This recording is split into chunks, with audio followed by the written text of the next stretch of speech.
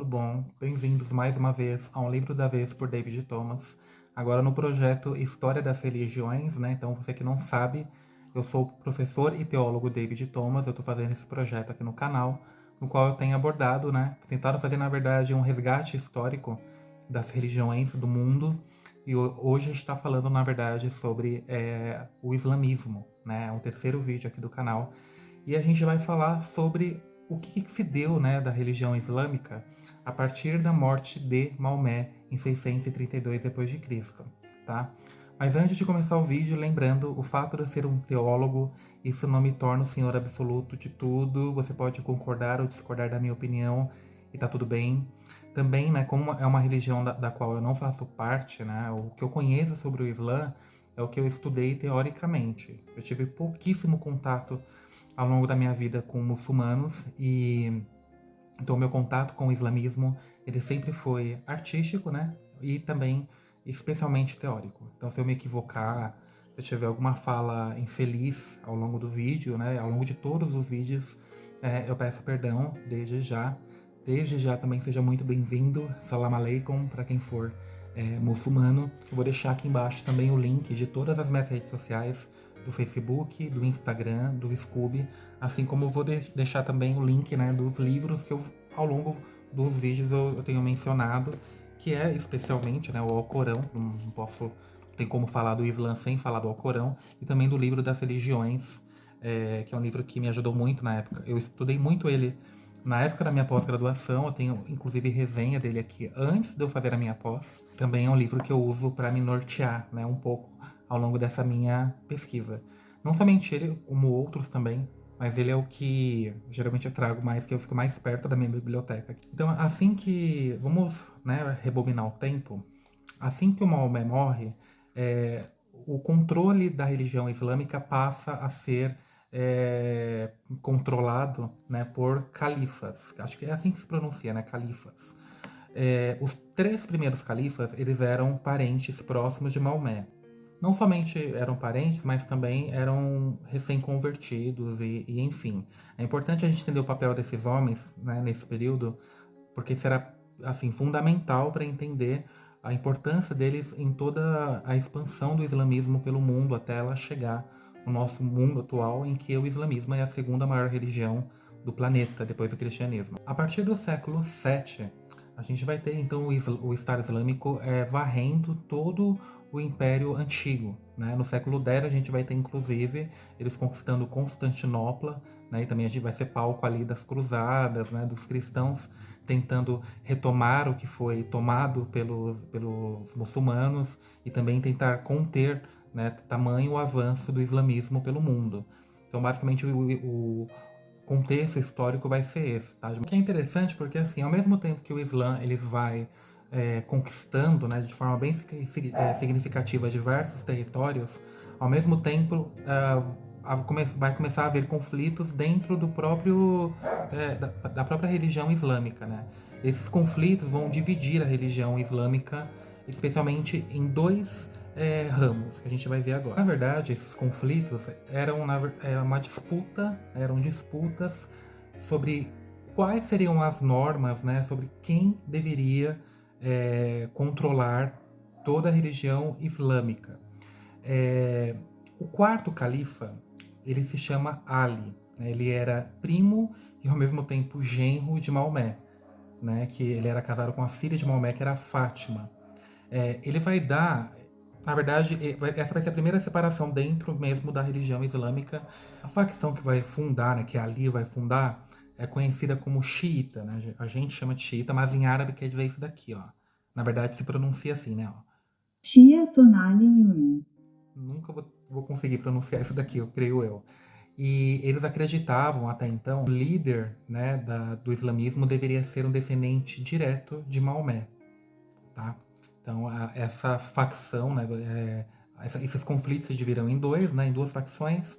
A xiita, que é esse nome que nós acabamos de ver, vai ter como pilar, né, esse preceito. Inclusive as revoltas, né, que vão ocorrer contra o califado de Ali, né,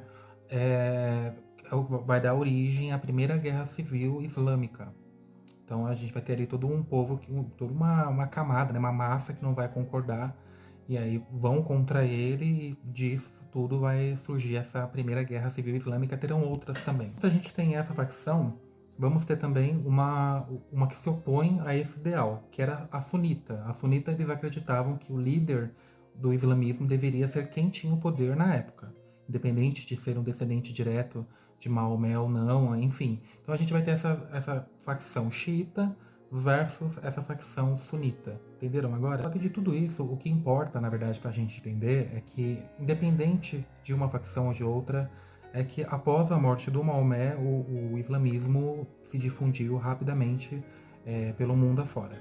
Tá? Então a morte do Maomé não barrou nada, pelo contrário, a morte dele trouxe mais nome, na verdade, né, mais poder para os muçulmanos, tá? Houve 3 ondas, né, expansionistas que proporcionaram que o islamismo se tornasse a segunda maior religião do mundo na nossa era, tá? Então vamos entender quais que foram essas 3 ondas, quando que isso aconteceu e como que a gente consegue classificar cada uma dessas 3 ondas. Então nessa primeira onda, a gente pode já classificar como os anos iniciais do próprio profeta, né, do próprio Maomé, até o momento califados após a morte dele. Então essa foi a primeira onda. A segunda onda é o que eles chamam de califado dos Omíadas, né, que foi os 2 primeiros califas depois da morte de Maomé. Nesse momento a gente vai ter ali os não muçulmanos, os infiéis, enfim, tendo que pagar impostos aos muçulmanos para terem a liberdade, né, de, entre aspas, bem entre aspas mesmo, de culto, de praticar a sua fé, enfim. E eram impostos altos. O fato de ter que pagar esses impostos é que vai fazer com que muitos pagãos não muçulmanos acabem se convertendo ao islamismo, porque a partir do momento que eles se convertessem, eles já estavam isentos de pagar impostos. Esse é o período também que irá ocorrer a Segunda Guerra Civil Islâmica. Eu tô falando aqui, gente, entre 661, 51 até 750 depois de Cristo, tá? Lembrando que Maomé ele morreu em 632. A terceira onda, ela vai ser então fundada por um dos tios mais novos do Maomé, que é o Califado Abássida. Esse tio do Maomé, ele era um dos mais jovens, né? Lembrando que a família de Maomé muito provavelmente devia ser muito grande. O terceiro califado, né? E ele que estabeleceu, na verdade, a capital do Islã em Bagdá. Como eu cheguei a mencionar aqui a questão de impostos, enfim, uma pergunta que a gente tem que fazer é o seguinte, né? Como que funcionava então, e como que funciona, né, ainda as leis dentro dos estados islâmicos, né, dos países que professavam a fé islâmica? O que divide, na verdade, uma lei civil de uma lei religiosa, né? O que divide uma lei civil de um código penal, enfim. Dentro da visão dos países dominados até hoje pelo islamismo, é absolutamente nada. Então, eles são totalmente controlados. As leis que regem a conduta religiosa são as mesmas leis que irão conduzir o homem na sua vida social, nas suas relações com os outros, com o trabalho, e enfim. É aí onde mora o principal problema. Na visão do mundo islâmico, né, do muçulmano, não existe essa divisão do público em relação à religião, pelo menos, né? Na verdade, em tudo, não é só da religião, não. A religião, moral, etc. Não existe essa divisão de público e privado. Nós temos, né? Igual a religião aqui no Ocidente, ela é uma questão totalmente que faz parte do privado.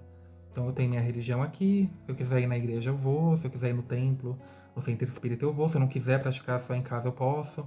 Não vem ninguém, nenhum agente do Estado aqui na minha casa para controlar, né, o que eu estou fazendo, quem eu estou cultuando, enfim. Na religião islâmica isso acontecia e ainda acontece, tá? Esse código de condutas, né, é chamado no mundo islâmico de Sharia, ou Sharia. Eu nunca sei pronunciar. Enfim, gente, eu sou um ocidental, tá? Eu não sou um oriental. Nada mais é do que um código de leis daqui, do Alcorão, Então você tem que seguir tudo que está aqui. Eles não têm essa distinção de religião e sociedade, né? E política. É tudo uma coisa. Essa palavra Sharia, né? Ou Sharia, ela significa caminho para o paraíso, né? Então é aquele caminho para o paraíso das 72 virgens. Então toda essa lei, né? Que dentro do Alcorão, ali tem as leis que vão reger o governo, né? Como que o governo deve governar a sociedade, questões de economia, a conduta da mulher, enfim, né? Tudo, alimentação, tudo. Então, se a gente tem um Alcorão regendo nossas vidas, né? Para que a gente vai precisar então de direitos humanos? Direitos humanos para quê? É claro que com os contatos, né? Inevitáveis com o mundo ocidental, houve algumas mudanças na cultura islâmica, tá? Só que assim, gente, vou ser bem honesto mesmo, não vou ser aqui sensacionalista nem nada, vou ser bem claro. Essas mudanças são tão insignificantes, foram tão poucas, enfim, que nem vale a pena ser comentadas, tá? Na minha opinião, a religião islâmica, no mundo inteiro, ela continua tal como ela foi idealizada e fundada por Maomé no século VII.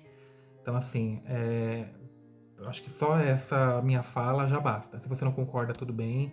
Mas para mim não houve uma mudança significativa.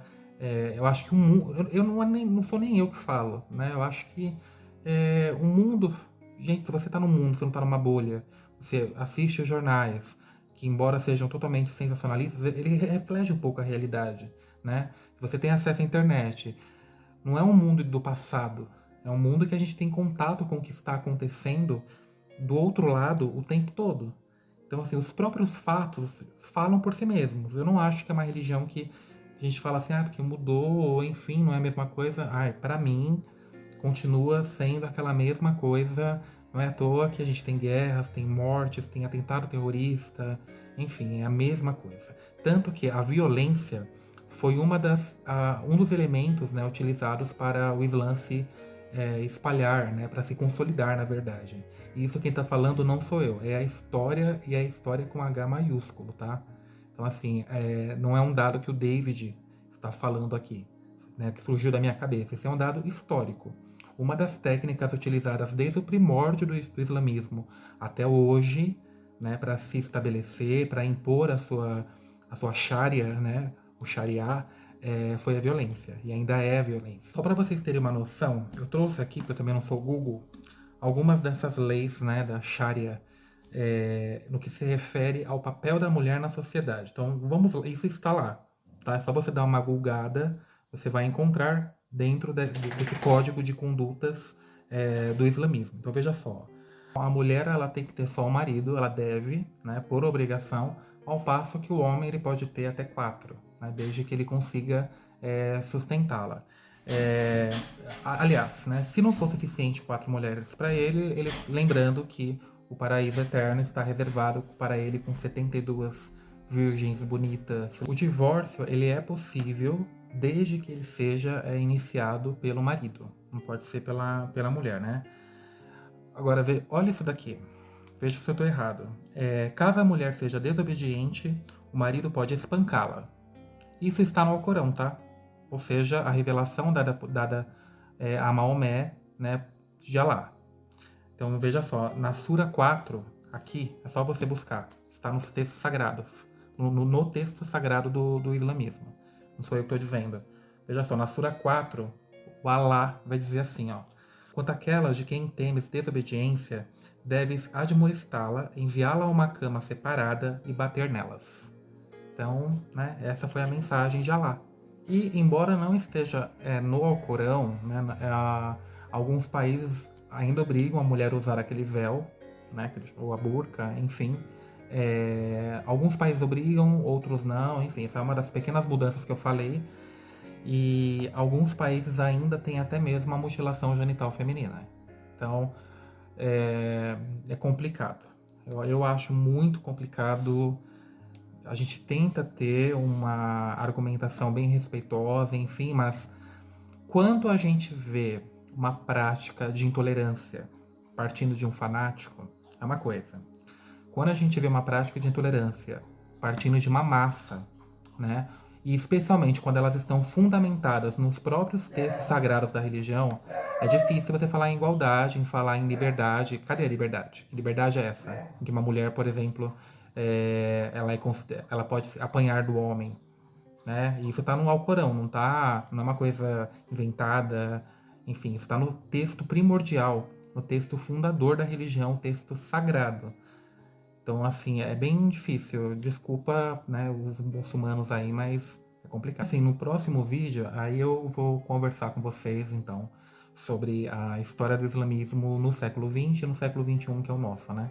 Eu acho que eu já, nesse final, pelo menos desse vídeo, eu já abordei um pouco é, sobre isso, mas a gente vai entrar um pouquinho mais a fundo e vai finalizar, então, a religião islâmica do meu projeto e vamos começar com uma outra religião. De todo modo, mais uma vez eu peço desculpas, tá? Caso eu tenha ofendido alguém, é que tem coisas que é difícil você não comentar, né? E eu tô num país que me dá a liberdade de expressão, né? Não tô sendo regido pela Sharia ainda. Mas enfim, de qualquer modo, desculpa se eu ofendi alguém com alguma fala, enfim, se eu tiver errado também alguma coisa, me desculpem novamente. E muito obrigado, né, por estarem até aqui, por me acompanharem. E até o próximo vídeo e até mais.